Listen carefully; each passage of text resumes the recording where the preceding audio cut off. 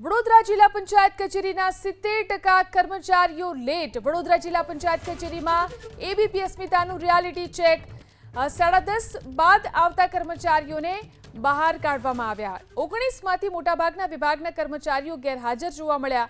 કર્મચારીઓ ગેરહાજર, પરંતુ લાઇટ, પંખા અને એસી ચાલુ જોવા મળ્યા. મોડા આવતા કર્મચારીઓ સામે કાર્યવાહી કરવામાં આવશે તેવી વાત ડીડીઓએ કરી.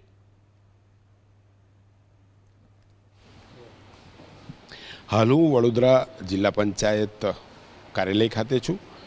સમય કેમેરામેન પરેશભાઈ ધોળકિયા બતાવશે. જોઈ શકો છો 10:37 થઈ છે. કર્મચારીઓ જુઓ છો તેમણે 10 વાગે ઓફિસમાં હોવું જોઈએ, પરંતુ અહીંયા જોઈ શકો છો જઈ રહ્યા છે. બેન, કયા વિભાગમાં છો તમે? તમે કયા વિભાગમાં? આરોગ્ય. લિફ્ટ આવી ગઈ છે. એક મિનિટ પરેશભાઈ બતાવશે. અમે લિફ્ટ આવી ગઈ છે, પણ અહીંયા કર્મચારી જઈ રહ્યા છે, બાજુમાં અહીંયા પણ જઈ રહ્યા છે. જોઈ શકો છો. ભાઈ, કયો વિભાગ તમારો? આપ જોઈ શકો છો અહીંયા જે કર્મચારીઓ અંદર સતત જઈ રહ્યા છે, પરંતુ સમયની વાત છે. ફરીને એકવાર આપણે સમય જોઈ રહ્યા છે કે ભાઈ 10:30નો ઓફિસનો સમય, સાંજે 6:10 છૂટવાનો સમય.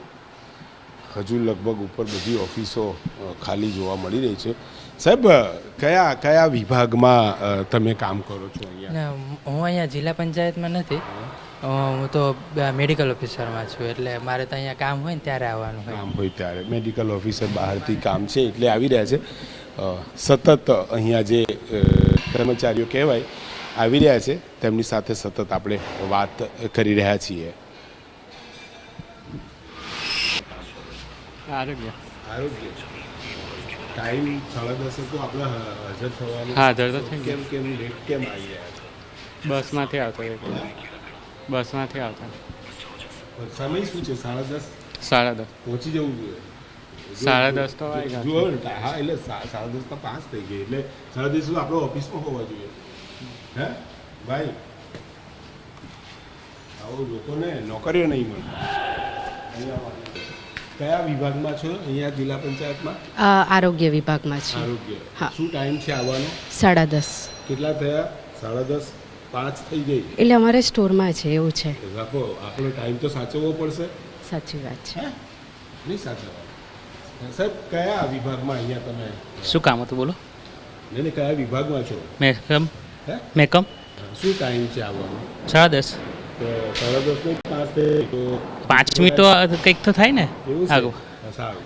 કોઈ કારણસર ટ્રાફિક હોય, ઓકે. અમે એમ તો દરરોજ 10 વાગે બી આવીએ છીએ, તો તમે ધ્યાન ચેક કરી શકો છો. એટલે કોઈ વાર વહેલા પણ આવો છો, સારી વાત છે. મોટા ભાગે વહેલા આવીએ છીએ. આજે ચેક થોડા કરી, લેટ પડી ગયા. You can check the record. વાહ.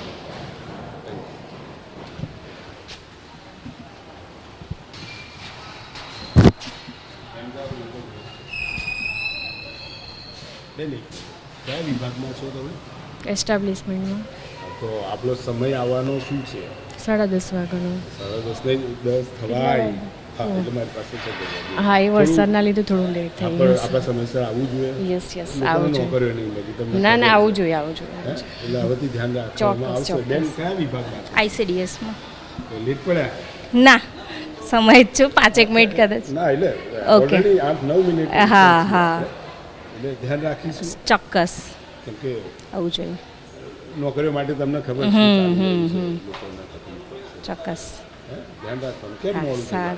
સારું. બેબી નાની છે એટલા માટે થોડુંક લેટ થઈ ગયું ને, વરસાદની સિઝન છે ને એટલે, બાકી અમે આવી જ જઈએ છીએ.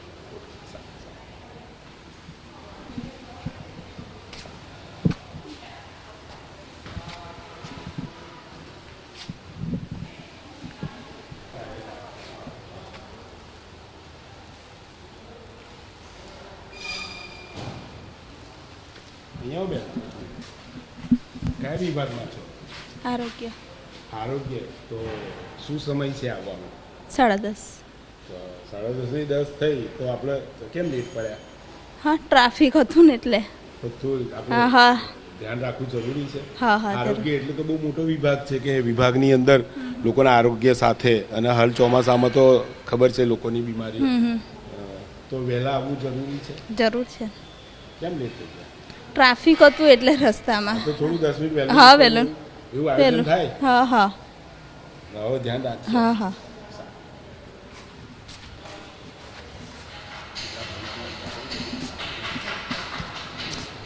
સાહેબ કયા વિભાગમાં છો? કયા વિભાગમાં?